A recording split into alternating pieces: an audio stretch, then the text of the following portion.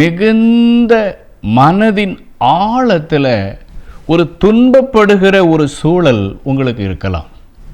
அதான் வேதம் சொல்லுகிறது, ஆபத்து காலத்தில் என்னை நோக்கி கூப்பிடு. அப்போ நம்ம துன்பப்படுகிற காலங்கள், வேதனை வெளியே சொல்ல முடியாது, ஆனால் ஒரு பெரிய எதிர்பார்ப்பு, ஆனால் அந்த எதிர்பார்ப்புக்கேற்ற தகுதிகள் நம்மிடத்தில் இல்லை. இப்படி இருக்கும்போது நம்முடைய மனம் தானாக துன்பப்பட ஆரம்பிக்கிறது. ஆகவே தான் அந்த வசனம் அழகாக சொல்லுகிறது, ஆபத்து காலத்தில் என்னை நோக்கி கூப்பிடு.